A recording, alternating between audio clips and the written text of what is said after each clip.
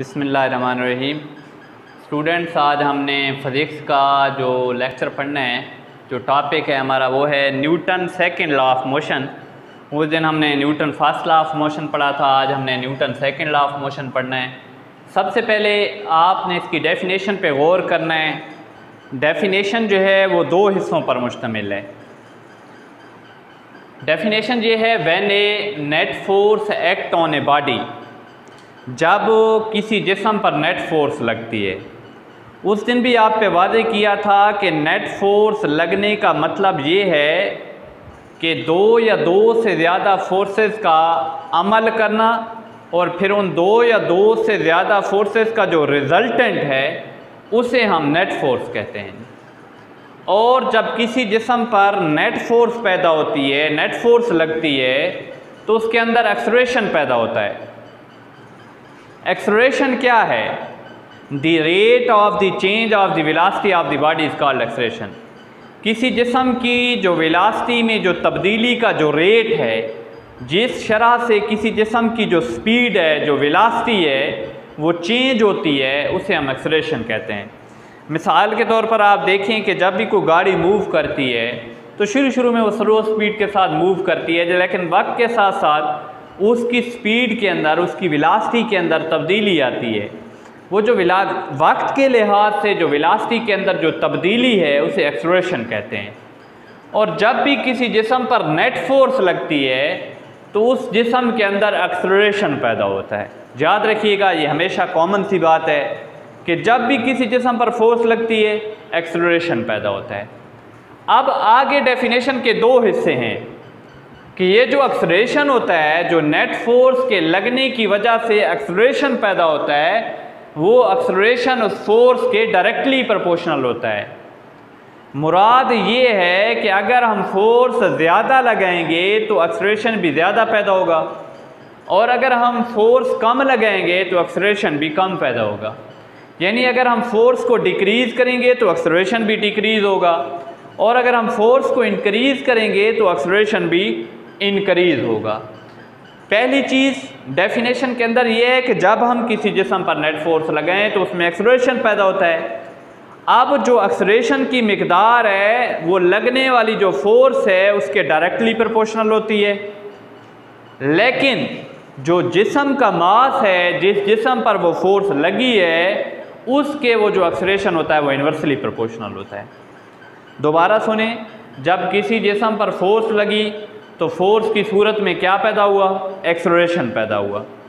अब एक्सेलरेशन के पैदा होने से दो बातें आगे सामने आई कि वो जो एक्सेलरेशन की मिकदार है वो फोर्स के तो डायरेक्टली प्रोपोर्शनल है।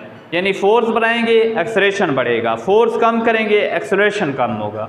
लेकिन वही जो एक्सेलरेशन की मिकदार है वो मास ऑफ द बॉडी के इन्वर्सली प्रोपोर्शनल है, यानी मास के इन्वर्सली प्रोपोर्शनल है।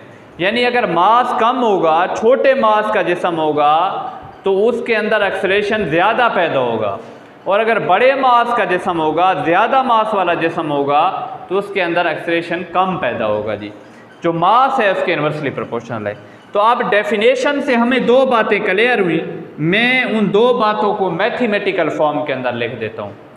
पहली बात ये है कि नेट फोर्स के लगने से एक्सेलरेशन पैदा हुआ, और वो एक्सेलरेशन फोर्स के क्या है? डायरेक्टली प्रोपोर्शनल है।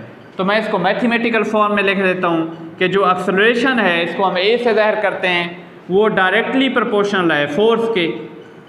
पहली चीज़ ये है डेफिनेशन के अंदर कि जो एक्सेलरेशन है, ये पढ़ें आप, the magnitude of acceleration is directly proportional to a force. ये यहाँ से लेकर यहाँ तक, इसको मैंने मैथमेटिकल फॉर्म में लिख दिया है कि ये जो द मैग्नीट्यूड ऑफ एक्सेलरेशन, के ये जो एक्सेलरेशन है is directly proportional to net force. ये जो एक्सेलरेशन है ये नेट फोर्स के डायरेक्टली प्रोपोर्शनल है। डायरेक्टली प्रोपोर्शनल से मुराद है फोर्स बढ़ेगी तो एक्सेलरेशन भी बढ़ेगा, फोर्स कम होगी तो एक्सेलरेशन भी कम होगा। अब अगली चीज़ क्या है? और वो जो एक्सेलरेशन है वो इन्वर्सली प्रोपोर्शनल टू मास, ये दूसरी चीज़ है।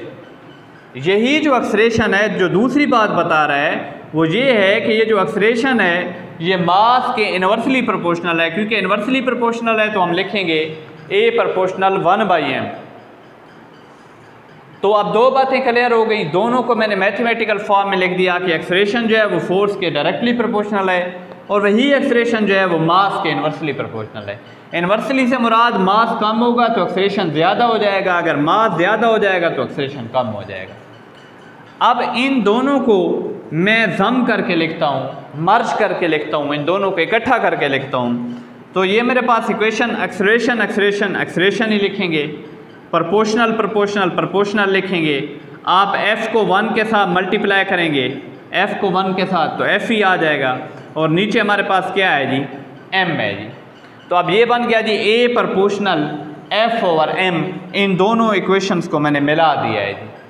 अब इसको मैं ऐसा करता हूँ, उधर जो m है वो डिवाइड हो रहा है, इधर आके जो m है वो मल्टीप्लाई हो जाएगा। तो मैं लिख दूंगा m में प्रोपोर्शनल f, उधर m जो था वो डिवाइड हो रहा था तो इस साइड पे आके m जो है वो मल्टीप्लाई हो रहा है। अब हमने इस प्रोपोर्शनल को ख़त्म करना है और हमेशा प्रोपोर्शनल को ख़त्म करने के लिए कांस्टेंट ऑफ प्रोपोर्शनैलिटी लगाया जाता है और न्यूटन के सेकंड लॉ के अंदर k जो है वो बतौर कांस्टेंट यूज़ होता है जी। तो अब ये हमारे पास इक्वेशन है f प्रोपोर्शनल है m में, ऐसे भी लिख सकते हैं इसको f प्रोपोर्शनल है m में। तो इस प्रोपोर्शनल की अलामत को ख़त्म करते हैं और इसको इक्वल टू में बदलते हैं। तो प्रोपोर्शनल की अलामत को इक्वल टू में बदलने के लिए हम एक कांस्टेंट k लगाएंगे जी। न्यूटन के सेकंड लॉ के अंदर ये जो कांस्टेंट k है इसकी वैल्यू 1 इस्तेमाल होती है और वो 1 है। तो f इज़ इक्वल टू, अगर मैं k की जगह 1 लिख दूं और ये आगे m a है, अब f बराबर है m a को हम 1 के साथ ज़रब देंगे तो ये बन जाएगा f is equal to m a।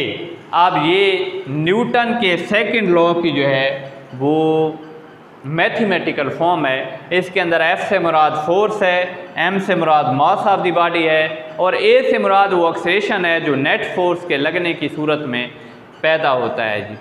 तो ये हमारे पास Newton second law of motion है। सबसे पहले आप डेफिनेशन करें, डेफिनेशन करने के बाद जो है ये आप इसकी मैथमेटिकल फॉर्म करें और इसको घर से स्टडी करके इंशाल्लाह जो है वो नेक्स्ट टाइम मुलाकात होगी।